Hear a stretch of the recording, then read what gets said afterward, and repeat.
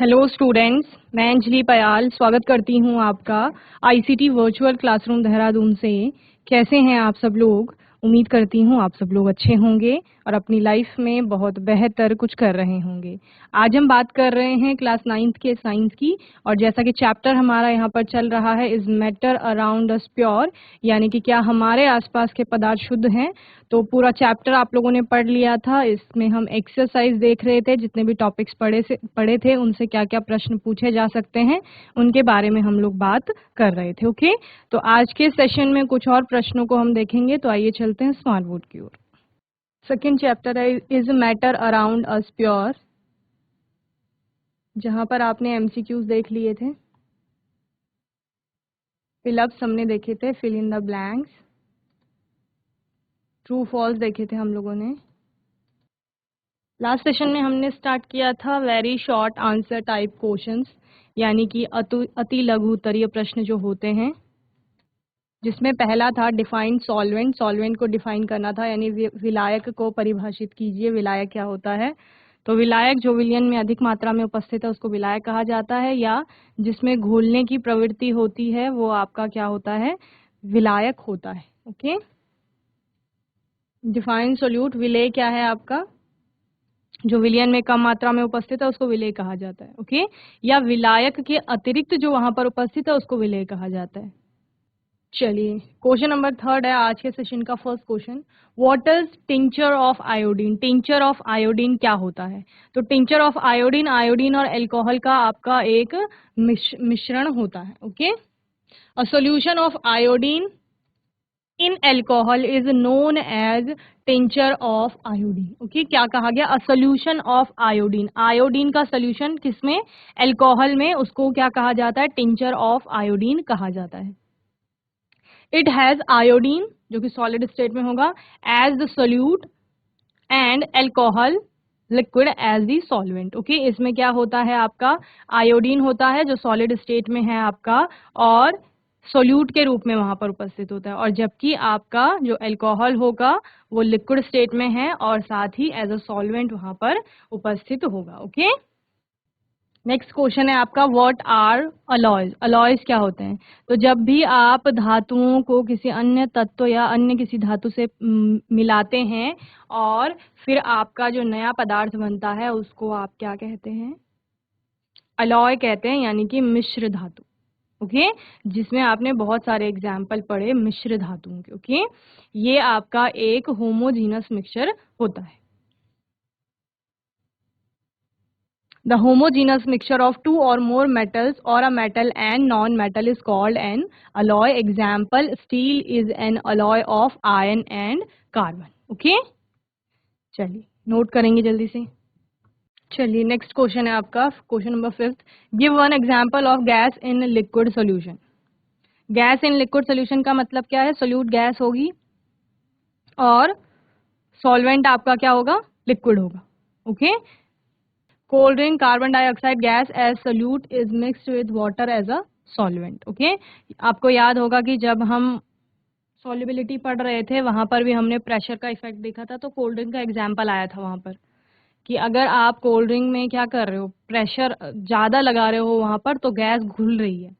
अगर आप प्रेशर हटा रहे हो तो प्रेशर को हटाने से क्या होगा, आपकी जो गैस है उसकी सॉल्युबिलिटी क्या हो जाती है? कम हो जाती है। तो इस प्रकार वहां पर भी क्या है, जो कोल्ड ड्रिंक आपने कभी कभी आप पीते हैं कोक वगैरह, उसमें एक चिलिंग सेंसेशन जो आपको मिलता है वो किसके कारण है बच्चे? वो उस कार्बन डाइऑक्साइड गैस के कारण है जो आपकी ड्रिंक में घुली हुई है वहां पर। तो कार्बन डाइऑक्साइड वहां पर गैस है, और जो भी वहां पर लिक्विड है ड्रिंक, वो आपका क्या है? सॉल्वेंट है। चलिए, नेक्स्ट है आपका how can a solution be dilute और concentrated? The amount of solute dissolving in a solvent decide whether the solution is dilute और कॉन्सेंट्रेटेड। किसी सोल्यूशन को आप कैसे बताते हैं कि वो तनु है या सांद्र है? तो उसमें विलेय की जितनी मात्रा होगी उसके आधार पर आप बताते हो। अगर विलेय की मात्रा बहुत अधिक है तो आप उसको सांद्र कहते हैं, यानी कॉन्सेंट्रेटेड। अगर विलेय की मात्रा कम है अपेक्षाकृत तो आप उसको डाइल्यूट कहते हैं। ओके, नेक्स्ट क्वेश्चन है आपका what is concentration of a solution? किसी भी सॉल्यूशन का कॉन्सेंट्रेशन क्या है, तो कॉन्सेंट्रेशन उसमें उपस्थित विलेय की मात्रा ही है, जितना विलेय है उतना वो उसका कॉन्सेंट्रेशन कहलाएगा, ठीक है ना। The concentration of a solution is the amount of solute present in a given amount of solution और the amount of solute dissolved in a given mass और वॉल्यूम ऑफ सॉल्वेंट। क्या कहा गया है, कॉन्सेंट्रेशन क्या है, आपका सोल्यूट की अमाउंट है, सोल्यूट की विलेय की मात्रा है, जो कि आपका एक निश्चित मात्रा के विलयन में उपस्थित है, या फिर आप क्या कह रहे हो, दी गई जो मात्रा है सॉल्वेंट की उसमें उपस्थित है। ओके, फिर आपने सांद्रता को अलग अलग टर्म्स में व्यक्त किया था, जैसे द्रव्यमान प्रतिशत, आयतन प्रतिशत, द्रव्यमान आयतन प्रतिशत, इन सभी के रूप में आपने क्या किया था, सांद्रता को व्यक्त किया था। चलिए नेक्स्ट है, state the difference between aqueous and non aqueous solution. Aqueous और नॉन एक्वस सॉल्यूशन में आपको अंतर बताना है। तो एक्वस सॉल्यूशन, एक्वा वर्ड मैंने आपको बताया वाटर के लिए आता है, तो जहां पर वाटर प्रेजेंट है, और नॉन एक्वस सॉल्यूशन जहां पर वाटर नहीं है। Okay, aqueous solution have water as solvent and non aqueous solution do not have water as solvent। aqueous solution में आपका वाटर यानी कि जल क्या होगा, विलायक होगा, जबकि नॉन एक्वस सॉल्यूशन में वाटर सॉल्वेंट नहीं होगा। ओके, चलिए नोट करिए। What is solubility of a solute, विलेय की विलेयता क्या है।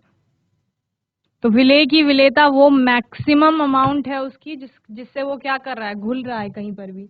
विलायक में आप घोल रहे थे उसको, the amount of solute present in the saturated solution at the given temperature is called its solubility. Saturated solution क्या था, वो आप बोल रहे थे मैम अब हम इससे अधिक विलेय इसमें घोल नहीं पाएंगे, तो ये हमारा सैचुरेटेड सोल्यूशन है। तो सैचुरेटेड सोल्यूशन में आपका maximum amount of solute dissolve होता है, यानी अधिकतम मात्रा में आपका विलेय वहां पर घुला हुआ रहता है। तो वो अधिकतम मात्रा ही, विलेय की वह अधिकतम मात्रा है जो कि क्या घुल रही है वहां पर, ठीक है ना। तो यही उसकी क्या हो जाएगी, सॉल्युबिलिटी हो जाएगी। और ये भी बताया है कि एट द गिवन टेम्परेचर, यानी कि आपका कोई फिक्स टेम्परेचर होगा उस पे बात कर रहे हैं, क्योंकि हमने सैचुरेटेड सॉल्यूशन को क्या किया था, टेम्परेचर चेंज करके, टेम्परेचर बढ़ा करके उसको अनसैचुरेटेड बना दिया था। आपको ध्यान होगा तो आपका सैचुरेटेड सॉल्यूशन कैसा हो गया था, उसमें अब हम और विलेय को घोल पा रहे थे। ओके, सैचुरेटेड सॉल्यूशन ऐसा सॉल्यूशन होता है, सपोज एग्जाम्पल ले लेते हैं आप, 250 ml पानी लिया आपने, ठीक है, क्या कहा मैंने, 250 ml वाटर लिया, उस 250 ml वाटर में आपने सॉल्ट ऐड कर दी, नमक मिला दिया, सपोज 100 ग्राम आपने सॉल्ट ऐड कर दी। 100 ग्राम सॉल्ट ऐड कर, इममिसिबल लिक्विड्स को सेपरेटिंग फनल का यूज करके आप क्या कर रहे थे, पृथक कर रहे थे। The principle of separating immiscible liquids into layers depending on their densities, the less denser liquid collects at the top and more denser liquid at the bottom। Okay, वो डिपेंड करता है उनके डेंसिटीज पर कि वो लेयर फॉर्म कर लेंगे। इममिसिबल है तो लेयर फॉर्मेशन होगा, अलग अलग परत बन जाएगी दोनों द्रवों की, और जो ज्यादा जिसकी डेंसिटी होगी वो आपका क्या हो जाएगा, नीचे आएगा, और जिसकी डेंसिटी कम है वो आपकी ऊपर लेयर बनाएगी। ठीक है, चलिए नेक्स्ट, व्हाट इज क्रोमेटोग्राफी। तो क्रोमेटोग्राफी एक सेपरेशन का मेथड है जहां पर आप किसी लिक्विड से उसके कंपोनेंट्स को क्या कर रहे थे, पृथक कर रहे थे। Okay, chromatography is the technique used for separation of those solutes that dissolve in the same solvent.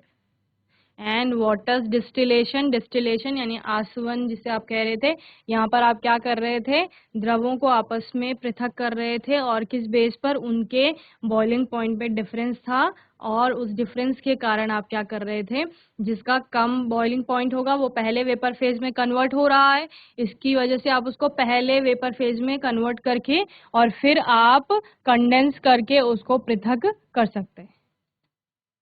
Distillation is the separation technique of two miscible liquids that boils without decomposition and have sufficient difference in their boiling point, जिनके क्वथनांकों में एक अंतर देखने को मिलेगा और उसी क्वथनांक के अंतर की वजह से आप क्या करोगे, जो भी आपके दोनों मिसिबल लिक्विड्स हैं उनको आपस में पृथक कर लेंगे। ओके, चलिए नेक्स्ट क्वेश्चन देखते हैं। 21 क्वेश्चन है, how can you separate two liquids that have less than 25 kelvin difference of boiling point. तो इसको फ्रैक्शनल डिस्टिलेशन से आप सेपरेट करते हैं, जहां पर 25 केल्विन से कम का बॉइलिंग पॉइंट का डिफरेंस आपको देखने को मिलता है। To separate a mixture of 2 और more miscible liquids for which the difference in boiling point is less than 25 kelvin is fractional distillation. Okay,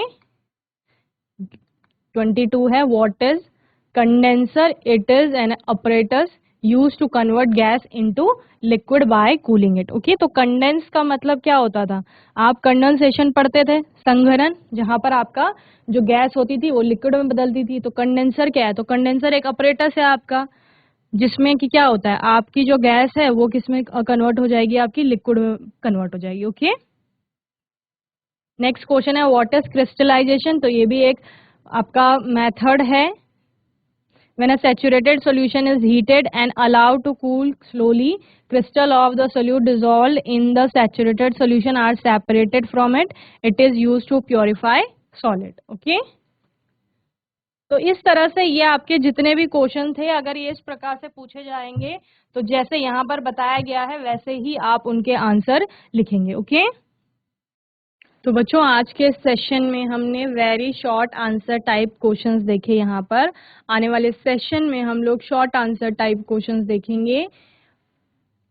अगर इस चैप्टर से रिलेटेड अभी भी आपका कोई डाउट है, क्वेश्चन है, तो आने वाले सेशन में आप लोग पूछ लेंगे।